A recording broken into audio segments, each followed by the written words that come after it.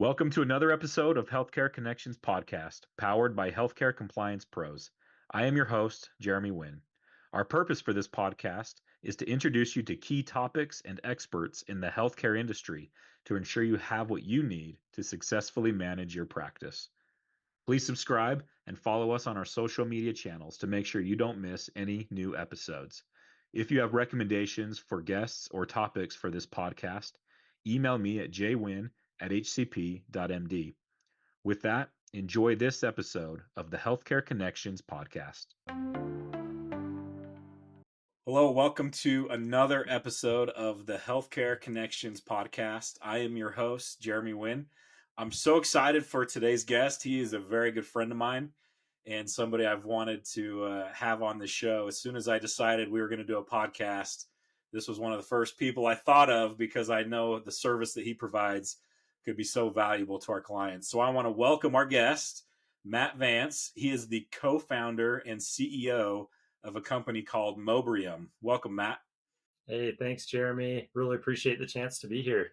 Absolutely. So instead of me butchering this, let's go ahead and have you give a quick introduction of yourself and your company, and then I'll jump into a few questions that I think could lead us in a good direction to be beneficial to the listeners today.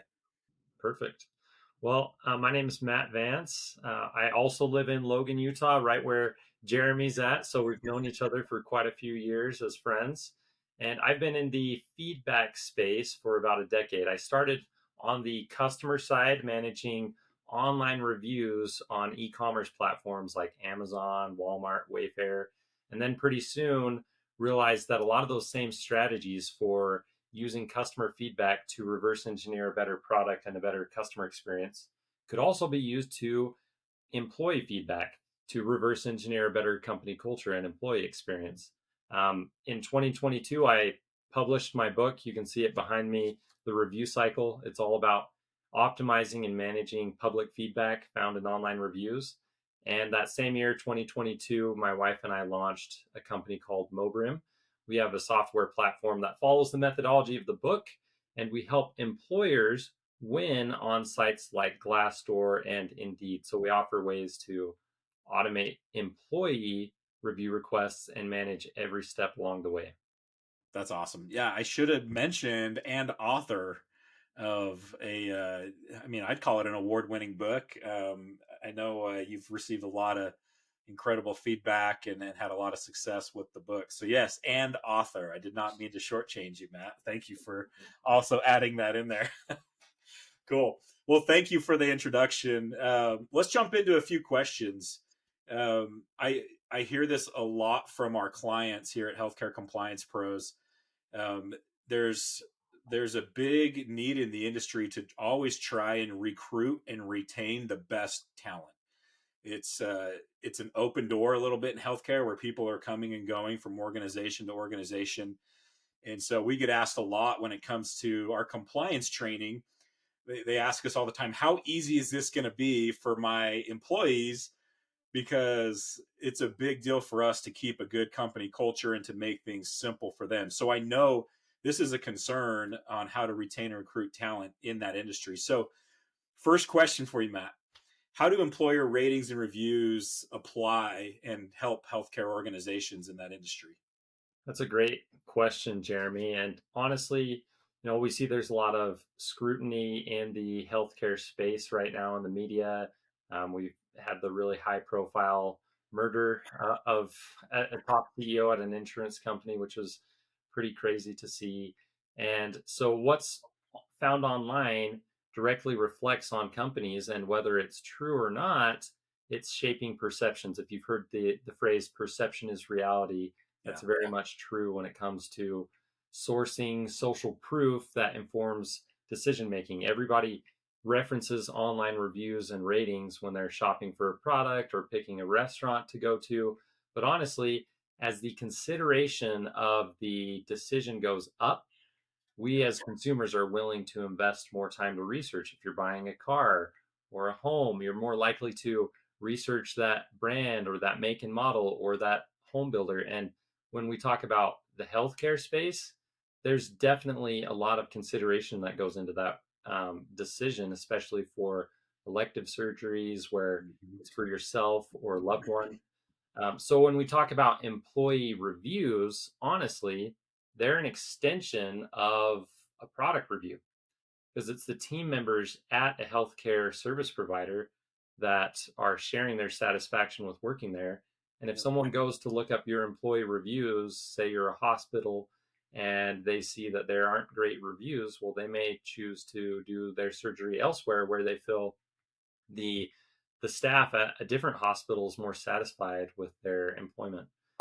So we don't look at employee reviews as just the transactional consideration for hiring and retention. It very much spills over to business growth, to acquiring new patients, and appealing to investors. Investors use and reference these reviews for decision making, as well as just showcasing to the community that we're a great employer of choice. Awesome. Yeah, that I think that's another piece. And I know you talk about this a lot. I've listened to the podcast that you also host. I know you talk about it in the book, but how reviews and employee reputation can lead to revenue. I mean, it has a direct effect, and that, I don't think we think about that a lot of times. I think on product reviews, it makes a lot of sense. Obviously, great product reviews, great service reviews are going to lead to more revenue because more people are going to be driven to your service or product. But a lot of people don't think about the employee reputation side and how that can affect the bottom line. Yeah, there's definitely effect there. Like when we talk to companies, we typically run some calculations to see the health of their current reputation and how it's impacting their existing recruiting and retention efforts. And those are, I mean, your payroll's typically one of the largest, if not the largest, expense. And if you can improve that, then it's significant. That's awesome. Yeah. So talk to me, the importance of being proactive. Why is a proactive approach to this employer reputation so critical when it comes to healthcare? Well, if we're not being proactive, then whatever's found online, it just is what it is. Whether we're aware of it or not, it's still there and it's shaping perceptions. You may have profiles on lots of different sites. There's review sites like Pissed Consumer and SiteJabber. I mean, you can imagine what types of things you could find on sites like that. Like, I'm gonna have to look that one up. Consumer. I'm gonna go find that one. yeah, I mean, honestly, even if you had great ratings on that platform, I mean, people aren't even going to believe that. It's just, it's yeah, not a great place, but at least you want to be aware of what's there, so you have the option to manage it in different ways. But if we can be proactive, there's a lot to gain. Most of the time, when we talk to companies, their reputation is underrated. And it's because of this principle called the law of self selecting extremes. And it's something that I talk about in my book. When we don't ask for feedback proactively, the only people that are sharing reviews online are the people that had a way positive or way negative experience. Yeah. They're willing to go out of their way to share. I mean, think about your own experience. If you go to a restaurant and it's just absolutely exceptional or absolutely horrible, in those two scenarios, you're likely to go look them up and leave a review. But if it's just like, yeah, that was okay, I mean, why are you going to go leave a review when you have a million other things to do? Yep. But as you proactively ask for reviews, you lower the barrier to participate and you unlock the silent majority. That's, the bulk of your customers or employees. Now they're being asked to share, and as easy as you can make it to share, you get more participation, and that is the number one driver to getting authentic, Okay. better ratings. Because really, what you're doing is there's no trying to game the system; it's just trying to get more people to share, so there's a more well-rounded, truly reflective experience that's shared online. Again, much more accurate to your point that I Mm-hmm. know me personally, I fit exactly into that mold. Just the other day, I won't name the company, but I had a very poor customer service experience over the course of 3 days. I had to call in to try and get an issue solved. And I spent more than 3 hours each day bouncing Oh, back and forth. And when it was all over, they solved my concern. It came out the way I hoped it came out. And I still was unhappy because the oh, experience, and I didn't go leave a review because I tried to calm down, but I mean, it was the moment where I couldn't wait to get online to leave a review. And then once they solved my concern, I calmed down a little bit.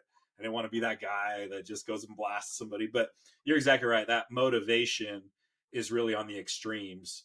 But to Mhm. get a more accurate representation, being proactive gets you, everybody, to be involved. I love that. Yeah. And one thing I would add to that, just real quick, Jeremy, is when we talk to a lot of companies that this is something that's new for them, they're looking at, what do I do? Like they're getting all excited, like, oh, well, I just need to ask for reviews. This is like a simple problem, simple solution.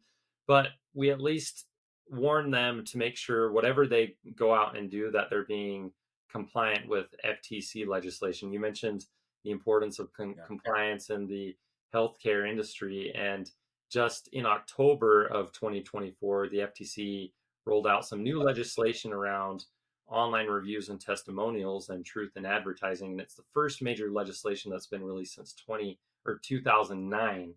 Oh, But wow. there's some very specific things in there about disclosure of material connection. For example, like a manager or an employee leaving reviews, they have to disclose that fact. And we can't ask for reviews of a certain sentiment.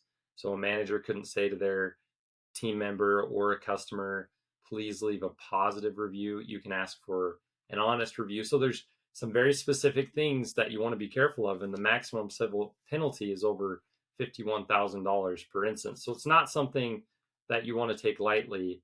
And that's something that we help our clients with, is ensuring that they're compliant in the way they're approaching their online reputation. That's valuable information. I do remember it came from just following you on LinkedIn, that you guys had talked about that FTC um, ruling that came out. Where so somebody that's listening to this, where do you start? How do you get going? You're excited, you want to do something to improve your business, to get more real feedback, I should say, right? More accurate feedback. Best place to start. Yeah, so the first thing you want to do is, it's really easy. We just need to measure where we're at. Essentially, we conduct an audit. You can do that yourself by just going and looking up your company on all of the different places where people could leave reviews. As far as Mobrium goes, we do that for free when a company meets with us, and we actually go a step further and look at some forecasts of where your reputation could be given some different participation rates. But yeah, the first thing you want to do is measure where you're at. I typically recommend documenting each profile with a screenshot, including the timestamp in the bottom corner of your desktop screen, so you can show how things have changed after you've implemented something. And then you can have that before and after impact. But from there, after you've measured where you're at, you want to assign ownership. Who's owning the company's reputation? Typically, when it comes to employee reputation, we see that live in the HR space or the marketing, or both. Some companies have roles for employer branding specifically. And then there's a few more steps for proactively asking for reviews and monitoring the feedback. But the basic thing to start is you need to go measure how your reputation is today, and then you can make a more informed decision to move forward. What are top two, three sites? I think Glassdoor is a common one people know, but what are some others maybe less known that they could Yeah, check on? the top four that we recommend: Glassdoor is obviously the biggest. Indeed is huge because it's connected to a large majority of jobs that people are posting and applying for, and those ratings and reviews are attached to the jobs. The next two that we recommend is Comparably, which they've been around for about 10 years now, and they've got a little bit different approach to their culture questions, but they've grown substantially.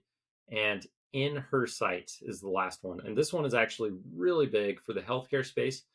Think of In Her Sight as Glassdoor, but for female friendliness in the workplace. It's hyper focused on how employers are being good for their female talent, and where healthcare is very much heavy on the female talent side.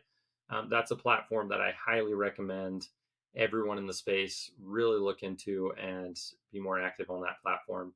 Across those four, so Glassdoor, Indeed, Comparably, and In Her Sight, there are over 30 different best place to work awards that you can qualify for without paying entry fees or doing one-off company-wide surveys simply by collecting reviews.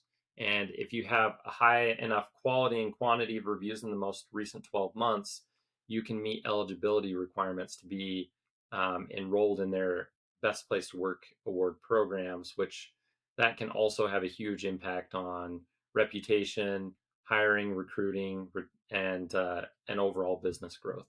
That's awesome. Okay, thank you, Matt. All right, we're getting towards the end, and it wouldn't be a podcast with Matt Vance if I didn't ask you for one of your best Christmas dad jokes. And let me just preface this. Again, I've known Matt a long time, and everybody that knows Matt knows he is the king of puns along with dad jokes. So let's end it with a dad joke, maybe Christmas themed if you've got one ready. I don't want to put you on the spot, but go ahead, Matt. Well, I have this every year. For those of you that are seeing the video, I have a styrofoam cup. And if you don't see the video, it has written on the front of it, "Cup of Cheer." I didn't plan this. I just had it ready sitting on my desk because I use it for other things. But I've got some Christmas jokes here, the literal cup of cheer. So here's one. Knock, knock. Who's the... Oh, I guess I should ask you. Okay. Knock, knock, Jeremy. Who's there? Pizza. Pizza who? Pizza on earth. Goodwill towards men. There we go. Okay. Thanks, Matt. Again, I knew that's a little cheesy. There's the pun for you. All right. So if they want to get a hold of you, Matt, best way to get a hold of you at Mobrium so they can reach out to see if they can get a review of where they're currently at and see what you can do to support them. Yep. Yeah. Visit Mobrium.com. You can email me, Matt, MATT, @Mobrium.com, or connect on LinkedIn. Awesome. Okay. Thank you, Matt. This has been so fun. I'm sure we're going to do this again at some point. So it'd be good to have you back here at some time. But with that, I hope everybody enjoyed this episode of Healthcare Connections podcast. If you want some additional information on your healthcare compliance, you can reach out to me at jwinn, that's JWINN, at hcp.md and healthcarecompliancepros.com. Thanks, Matt. Yep. We'll see ya. Bye. Thank you for tuning in to this episode of the Healthcare Connections podcast. For more information on the topic we covered today, you can reach out to me or to our guest. For any additional information on Healthcare Compliance Pros, feel free to email me at jwinn@hcp.md. Don't forget to tune in next week. Thank you.